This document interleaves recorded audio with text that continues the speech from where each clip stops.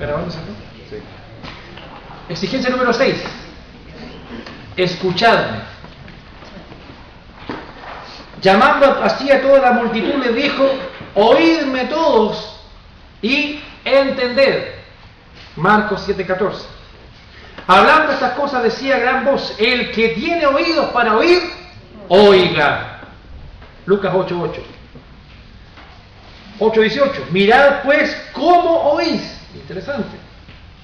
Y Lucas 10:38-42 dice: y una mujer llamada Marta le recibió en su casa. Esta tenía una hermana que se llamaba María, la cual sentándose a los pies de Jesús oía su palabra. Pero Marta se preocupaba mucho con quehaceres y acercándose dijo: Señor, ¿no te da cuidado que mi hermana me deje servir sola? Dile pues que me ayude. Respondiendo Jesús le dijo: Marta, Marta, afanada y turbada estás con muchas cosas, pero solo una cosa es necesaria. Y María ha escogido la buena parte, la cual no le será quitada. Qué tremendo texto ese. Dice: toda la vida y obra de Jesús constituye un gran argumento por el cual debemos escuchar su palabra. Página tras página de los evangelios del Nuevo Testamento acumulan razones para apagar el televisor y escuchar a Jesús. Mira qué interesante cómo es esto. He aquí algunas de dichas razones y por qué tantos no las escuchan. Jamás hombre alguno ha hablado como este hombre, dice el subtítulo. El ministerio de Jesús es tan asombroso y tan intimidante que sus adversarios querían librarse de él. Eso la tenemos todo claro, ¿cierto? Por eso los fariseos, dice, enviaron alguaciles para que le prendiesen, para que lo arrestaran. En Juan 7:32. Pero para su desgracia, estos últimos regresaron con las manos vacías. Y no porque Jesús tuviera, dice, buenos guardaespaldas, sino porque sus enseñanzas eran asombrosas. Los alguaciles vinieron a los principales sacerdotes y a los fariseos, y estos les dijeron: ¿por qué no lo habéis traído? Y los alguaciles respondieron: jamás hombre alguno ha hablado como este hombre. Me imagino la sorpresa. Lo mandaron a arrestarlo y vienen: no, es que hablaba muy bien. No pudimos. Eso es lo que están diciendo. Una vez que escucharon a Jesús, no pudieron llevar a cabo la orden de prenderlo. Interesante.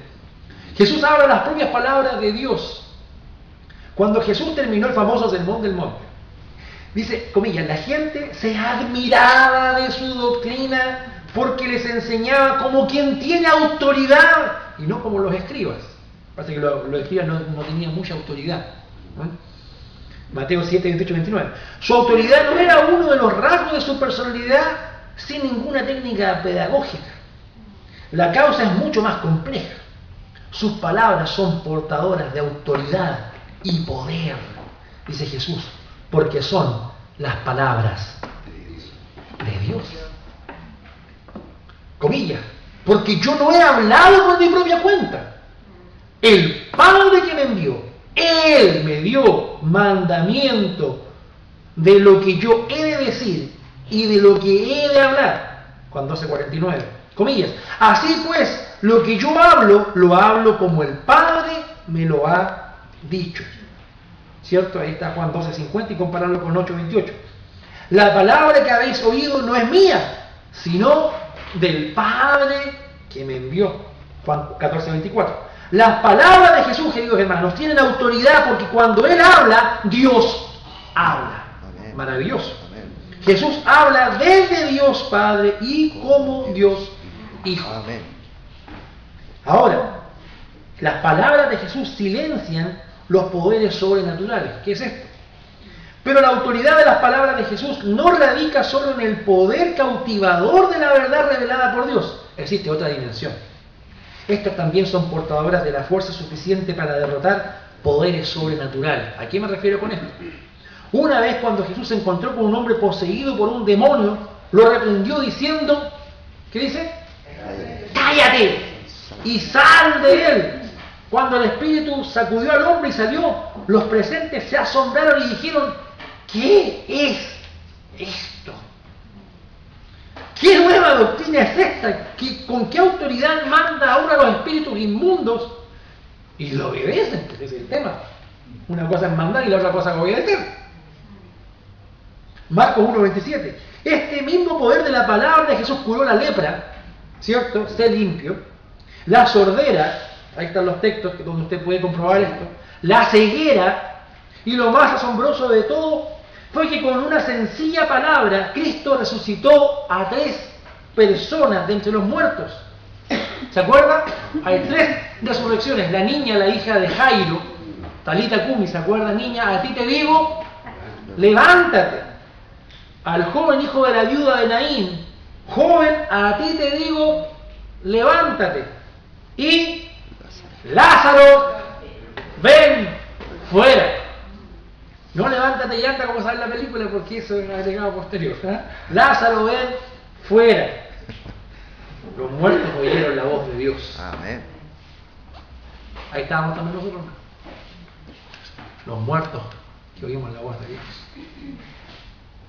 Estábamos tan muertos como Lázaro. Amén. Como el hijo de la viuda y como el hijo de Jairo. Como la hija de Jairo. Gloria al Señor. Jesús tiene palabras de vida eterna. Mira la comparación. Jesús le habla a los muertos porque tiene palabras de vida eterna. Por lo tanto, las palabras de Jesús eran vida en más de un sentido. Podían contener vida física y devolverla. Claro que es el que lo hizo, ¿cierto? Con esas 3 personas que hemos visto recién. Vida. Pero aún más importante que eso es que constituían el camino imprescindible para alcanzar vida eterna. También hay una dimensión espiritual. Es maravilloso resucitar de entre los muertos, pero no resulta así después se va, si así después se va a perecer en el infierno. Lo más valioso de las palabras de Jesús y la razón más importante para escucharlo, subraya ahí si puede, es que sus palabras conducen a la vida eterna. Las palabras de Jesús nos llevan para allá, nos hacen bien. Una vez cuando Jesús había terminado de impartir algunas duras enseñanzas, esto es en Juan capítulo 6, un capítulo que se lo recomiendo que lo lea también, muchos de sus discípulos volvieron atrás y ya no andaban con él. Eso es triste.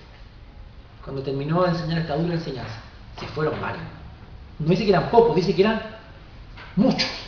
Muchos se fueron, literalmente se dieron vuelta a la espalda y se fueron, se aburrieron. Jesús entonces dijo a los 12 apóstoles que había elegido, ¿queréis acaso iros también vosotros? El Señor era muy poco manipulador, para nada. No obligaba a nadie, increíble. ¿Sí? ¿Quieren irse? Le respondió Simón Pedro, Señor, ¿a quién iremos? Tú tienes, ¿qué dice? Palabras de vida eterna. Eso está en Juan 6, 66, 68. Esto no es una mera muestra de entusiasmo hacia un maestro carismático. ¡Oh, es que ahora estás lindo tú, Señor! No. Jesús confirmó el criterio de Pedro. El Espíritu es el que da vida. ¿Cierto? Y la carne para nada aprovecha. Y mire lo que dice. Las palabras que yo os he hablado son espíritu y vida. Uy, hermano, aleluya. Yo digo con eso. La palabra de Dios es espíritu y vida. Pero eso cuando dice eso de que mucha letra mata, hermano. Si estamos llenándonos de la palabra de Dios, eso no mata a nadie. Va a matar su ignorancia y su flojera. Dios nos oiga. Pero nos va a dar vida. Las palabras que os he hablado son espíritu y son vida. Gloria al Señor por eso. Jesús coincide, habla las palabras de vida eterna. Todo el que quiera vida eterna debe escuchar sus palabras. Si usted quiere vida eterna, escuche la voz de Jesús. ¿Cómo dan las palabras de Jesús vida eterna? Buena pregunta. Ya hemos visto que la vida eterna no se es dada al creer en Él. Comillas. Y esta es la voluntad del que me ha enviado. Que todo aquel que vea al Hijo y cree en Él, ¿qué dice? Tenga vida eterna. Juan 6:40. La razón por la que las palabras de Jesús conducen a la vida eterna es porque despiertan dicha fe. Él nos hace, con sus palabras nos hace creer. Creer en Jesús no es producto de agitar una varita mágica. Ya, crea. Como nos encantaría. Conviértete. Toquémoslo ahí. No, es producto de escuchar la palabra de Dios a través de su Hijo. Como dice Hebreos capítulo 1, Dios ha hablado antiguamente por los profetas y hoy nos ha hablado a través del Hijo. Un contexto ahí del libro de Hebreos. Jesús, al escuchar a Jesús, podemos creer en Él. Esa palabra produce fe en nosotros. Las palabras de Jesús despiertan la fe, dice este texto. Una de las parábolas más importantes de Cristo fue la de sembrar semillas en 4 tipos de suelo. Sería mejor la parábola de los 4 tipos de suelo que la parábola del sembrador, quizás. No sé, estoy sugiriendo. El énfasis a veces lo hacemos en el sembrador, y está bien. Es que ahí se explica así mismo esa parábola. Pero se nos olvida que hay 4 tipos de suelo acá. Es muy interesante. La semilla representa la palabra. Un tipo de suelo es el camino transitado donde cae la semilla y los pájaros se la comen. ¿Ah? Jesús lo explica de la siguiente manera: y los de junto al camino son los que oyen, y luego viene el diablo y quita de su corazón la palabra para que no crean y se salven. Interesante. Lo cual nos demuestra que Jesús ve su palabra como la clave para creer y ser salvo. Si no hay palabra, no puede creer. Se siembra la semilla que es la palabra, viene el pájaro y se la lleva. ¿Cómo va a creer si no hay semilla? Si desaparece la palabra, desaparece la fe en Jesús, y sin fe en Él no habrá salvación ni vida eterna. Primero se escucha la palabra de Cristo, después se cree en Él, y entonces viene la vida eterna. Ese es el orden. Mire, es una palabra muy sencilla, quiero que lo tenga claro. Primero se escucha la palabra de Cristo, después se cree en Él, y entonces viene la vida eterna. Sencillo. No podemos invertirlo. El que oye mi palabra y cree al que me envió, tiene vida eterna. Ese versículo nos deja el proceso clarito. Oír, creer en Él. La causa por la que las palabras de Jesús despiertan la fe en Él es que nos revelan quién es realmente y lo que hace para que obtengamos vida eterna. Vemos la gloria de Jesús y toda la magnitud de su obra por medio de su palabra. No entiendo cómo gente puede despreciar la Biblia si a Jesús lo conocemos a través de ella. Solamente. No tenemos otro medio para acercarnos a Él sino a través de su palabra. Pero no todos la ven, dice. Algunos oyen sus palabras pero no las escuchan como verdaderas y concluyentes. Ven de que habla pero no lo ven como algo hermoso y convincente. Por eso Jesús dijo: por eso les hablo por parábolas. ¿Qué dice ahí? Porque viendo no ven y oyendo no oyen. ¿Entiendes? Todo un misterio. Yo no puedo escoger en qué tipo de suelo va a caer la semilla. Mi labor es sembrar la palabra. Amén. Amén. Y se predica la palabra. Amén. Dios sabe en qué terreno va a caer. Por eso que hay gente que usted le habla y no entiende nada. ¿Se fijan? Es divertido esto. Bueno, estoy grabando, pero me salgo un poquito acá. Gente que puede creer en que tiene que meterse a un agua, que tiene que fumarse tal cosa, vaya, súbase a tal cerro de 7 salsos, 3 vueltas de carnero, págueme 50 lucas y va a andar bien. Y la gente lo va a hacer. Se lo aseguro que va a encontrar gente que haga eso, y más. Pero dígale, ¿crean el evangelio? No, yo soy tonto. ¿Qué es así, hermano? Es impresionante, puede creer cualquier cosa la gente. Puede creer en los ovnis, en 1000 cosas, que bajó el marciano y lo abdujo y lo convirtió en reptiliano y lo mandó a gobernar para acá. ¡Uy, sí! Pero Jesús vio. No. Usted me elige. Usted siembra la palabra. Amén. Alguna va a caer en buena tierra. Amén. Y va a dar fruto. Amén. A 30, a 60 y a 100 por uno. ¡Wow! Y Jesús dijo que había gente que oía, que viendo no ve, oyendo no oye. ¿Me entienden? Ahora, buena pregunta. ¿Por qué no oyen? ¿Me entienden? Vamos más adentro. Buena pregunta. ¿Por qué tantas personas no oyen lo que dice Jesús? Él dijo a sus adversarios más implacables: procuráis matarme, le dijo a los fariseos, porque mi palabra no haya cabida en vosotros. Ahí una frase llamativa: mi palabra no haya cabida en vosotros. Sus mentes y sus corazones están conformados o disecados, de tal manera que cuando Él habla, lo que dice no encaja en sus corazones. Esto parece indicar que existe una cierta disposición a la palabra de Jesús anterior a su palabra en sí misma que nos permite escucharla. Esto es lo que Él nos enseña en verdad. Había una predisposición negativa de los líderes judíos. No, porque ellos se creían salvos, ellos se creían justos. Es interesante. Su palabra no hallaba cabida en ellos. Rechazaban de plano las palabras de Jesús. Cuando Jesús fue juzgado al final de su vida, dice, Pilato lo presionó para que confesara que él alegaba ser el rey de los judíos. Jesús respondió diciendo, yo para esto he nacido y para esto he venido al mundo, para dar testimonio a la verdad. Cristo vino a decirnos ¿qué cosa? La verdad. Sus palabras son la verdad.